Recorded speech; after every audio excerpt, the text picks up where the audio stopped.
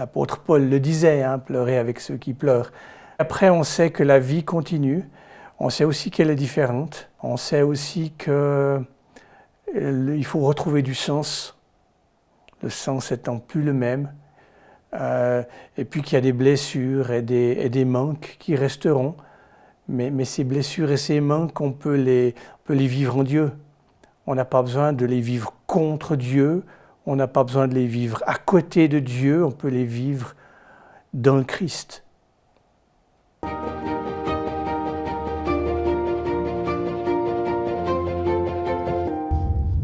Dans un canton qui compte 70% de catholiques et 5% de protestants, la mobilisation des églises face à cet événement a été immédiate.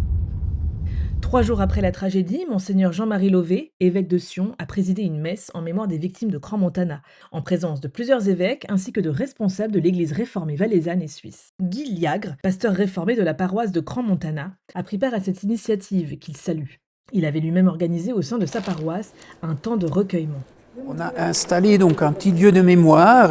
Dans un sens, ce n'est pas vraiment quelque chose qui est de coutume dans la tradition protestante, mais on s'est dit qu'il faut quand même un lieu où les gens peuvent se recueillir en silence et venir prier.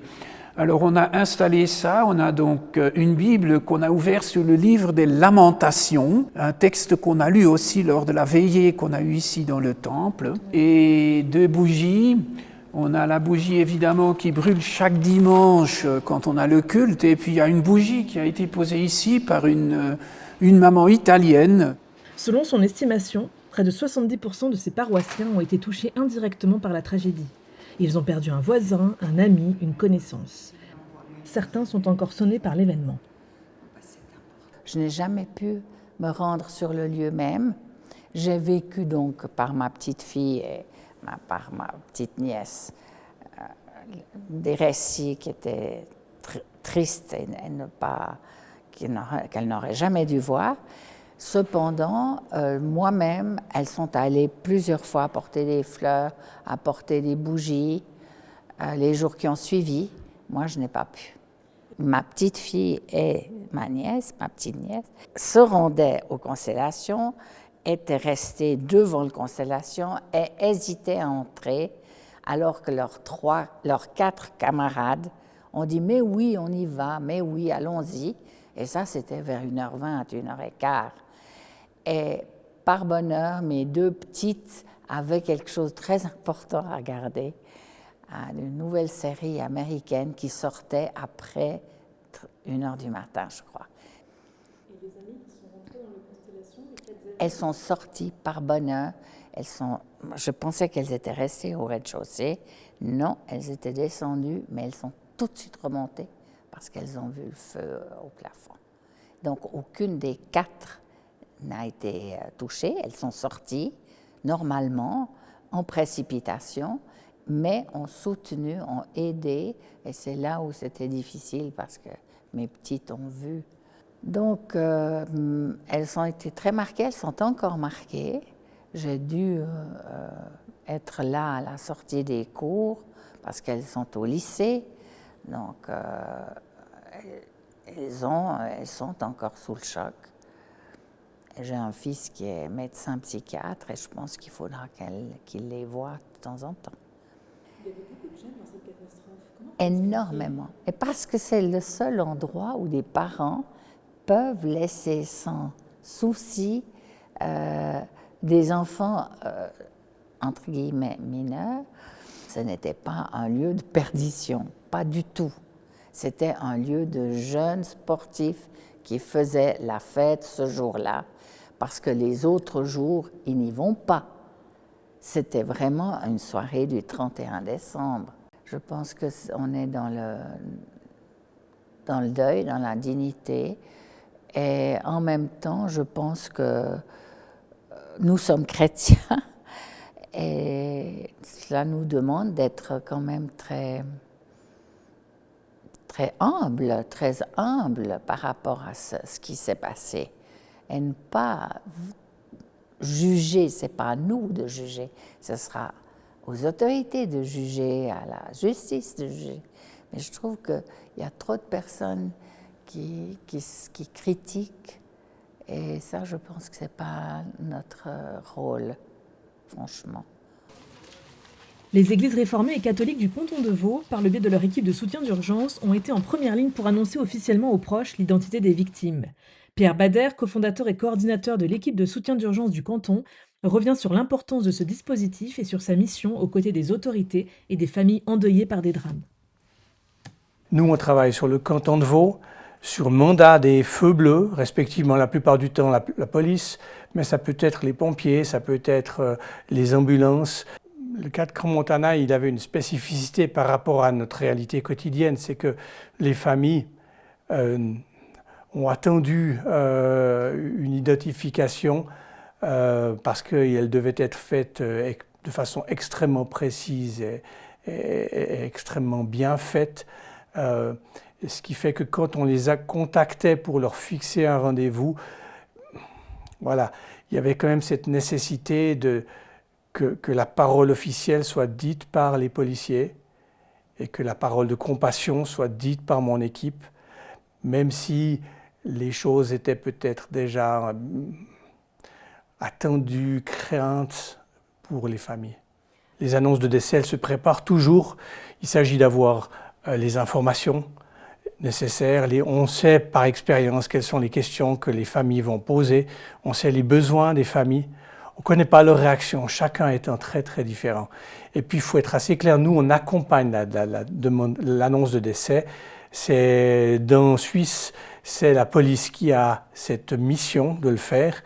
Et nous on accompagne les policiers pour tous les aspects plus humains, psychologiques, de soutien. J'ai appris à ne pas aller trop vite.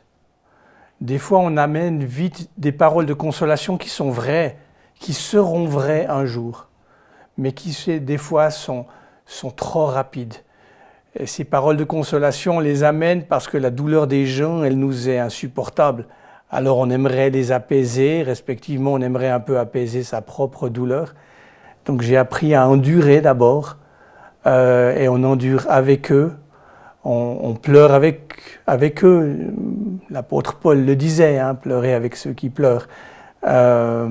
Et puis après, on sait que la vie continue. On sait aussi qu'elle est différente. On sait aussi qu'il faut retrouver du sens. Le sens étant plus le même. Et puis qu'il y a des blessures et des manques qui resteront. Mais ces blessures et ces manques, on peut les vivre en Dieu. On n'a pas besoin de les vivre contre Dieu, on n'a pas besoin de les vivre à côté de Dieu, on peut les vivre dans le Christ.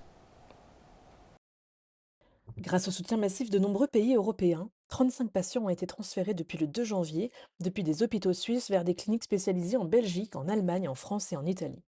À Lausanne, 10 patients sont actuellement pris en charge au centre hospitalier universitaire vaudois, le CHUV. Pour les blessés et leurs proches, s'ouvre un long et éprouvant processus de guérison. Bertrand Gallet témoigne de son parcours de grand brûlé, un difficile parcours de reconstruction qui pourrait être celui des blessés de Crans-Montana. En août 2020, le jour de son anniversaire dans un refuge, il tente d'ouvrir le réservoir d'une génératrice à essence qu'il a louée. Des étincelles surgissent, il se transforme en torche humaine. Brûlé à 75% de son corps, les médecins estiment ses chances de survie à 15% seulement.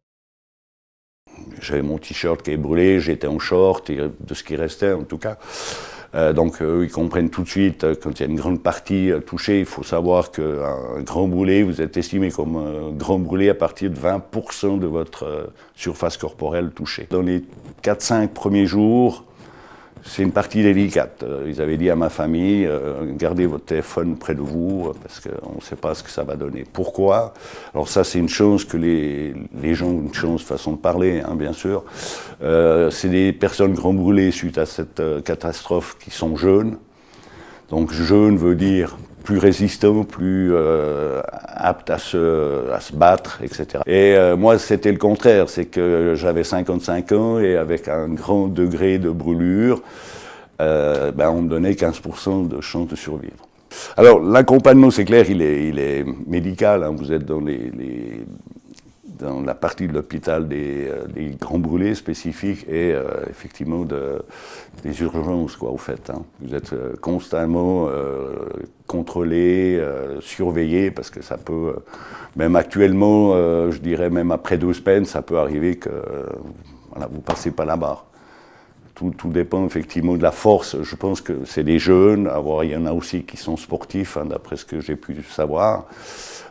Donc le corps est beaucoup plus résistant à des chocs comme ça. Si vous êtes entouré par une bonne équipe de thérapeutes, grâce à ça, j'ai avancé parce que j'avais la volonté. Ça, il faut la volonté, se fixer un objectif, de dire voilà, je veux atteindre ce but-là et puis le garder. Ça peut aider. Et qu'il y a une vie après un accident comme ça. On peut le voir que je suis pas malheureux, je reste positif. Voilà. Après, il y aura faut qu'ils s'attendent à beaucoup d'opérations. Et puis, moi j'en ai eu 41. Et la dernière, donc l'accident à 5 ans un peu plus, la dernière c'était il y a 6 semaines. Donc vous voyez, on m'a toujours dit au CHUV, Bertrand, vous verrez, en tant que grand brûlé, il y aura toujours quelque chose à refaire. La journée de vendredi a été décrétée jour de deuil national en hommage aux victimes de la tragédie. La cérémonie officielle a été retransmise dans de nombreux lieux de culte. À Crans-Montana, la paroisse a ouvert ses portes à toutes les personnes souhaitant suivre en direct ce moment de recueillement.